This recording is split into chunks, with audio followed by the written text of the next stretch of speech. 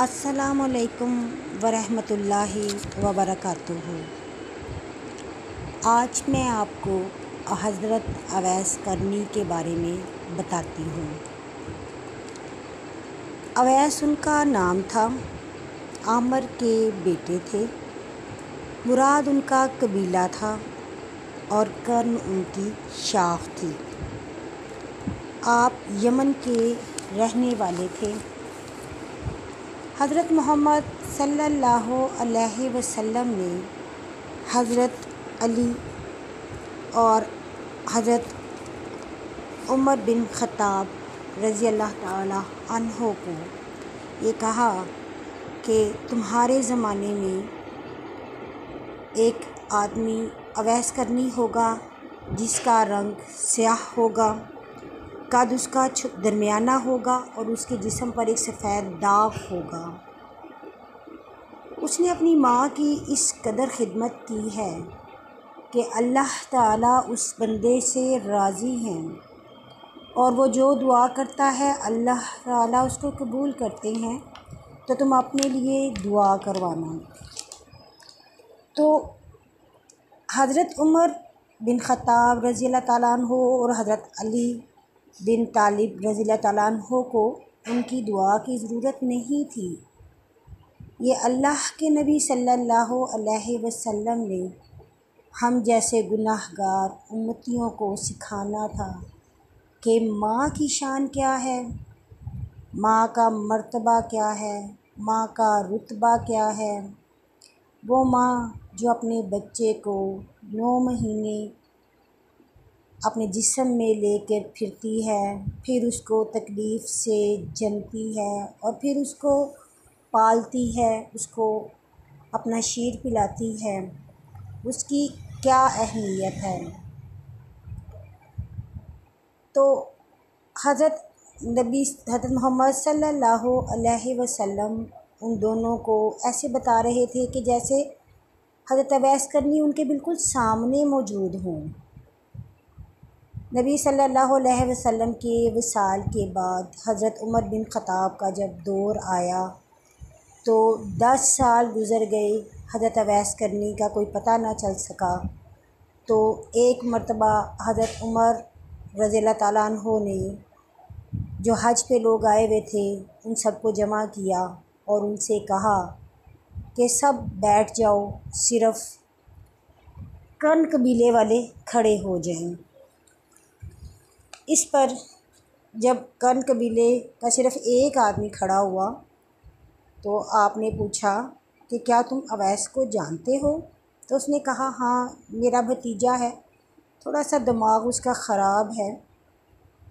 تو اس پر حضرت عمر بن خطاب رضی اللہ تعالیٰ عنہ اور حضرت علی بن طالب رضی اللہ تعالیٰ عنہ نے ان سے کہا کہ ہمیں اس کے پاس لے کر چلو۔ انہوں نے کہا کہ وہ عرفات کے میدان میں عبادت بھی کر رہا ہوگا اور اونٹ چرا رہا ہوگا۔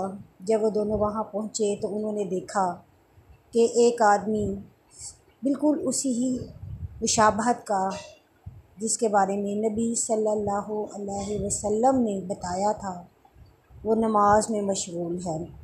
وہ کافی دیر وہاں بیٹھے انتظار کرتے رہے۔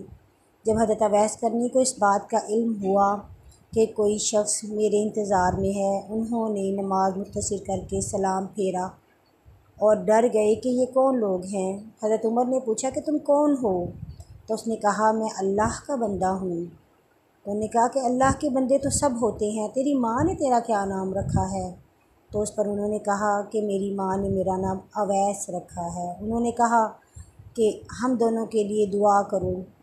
تو وہ رونے لگے، وہ کہنے لگے کہ میرے جیسا گناہ گار بندہ، آپ جو کہ اس وقت کے امیر ہیں، میری دعاؤں کی کیا ضرورت؟ اس پر حضرت عمر اور حضرت علی رضی اللہ تعالیٰ عنہ نے کہا کہ ہمیں نبی صلی اللہ علیہ وسلم نے یہ بات کہی تھی، جب جنت میں حضرت اویس قرنی جانے لگیں گے تو تمام لوگوں کو جنت میں بھیج دیا جائے گا، مگر حضرت اویس قرنی کو دروازے پر روک دیا جائے گا۔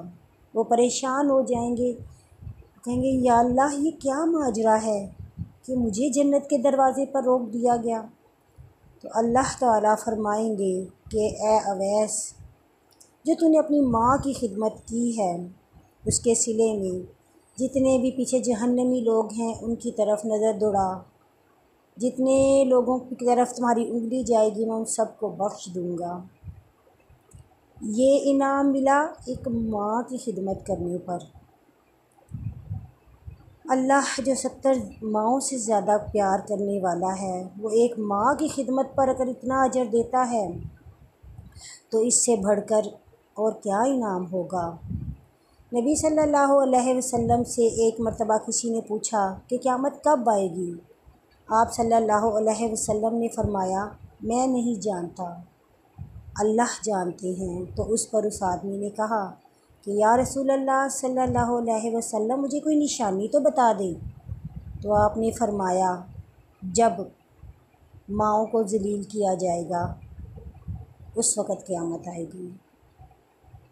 اب کئی جگہوں پر کئی ایسے واقعات ہم سنتے ہیں کہ جہاں پر مائیں ڈرتی ہیں، گھبراتی ہیں کہ ان کی اولاد ان سے سخت لہجے میں بولے گی، باپ سہمتے ہیں کہ اگر انہوں نے کچھ کہہ دیا تو ہمارے بچے ہم سے بدتمیزی کریں گے، ہمیں بلائیں گے نہیں، ہمیں خرچہ دینا تنگ کر دیں گے۔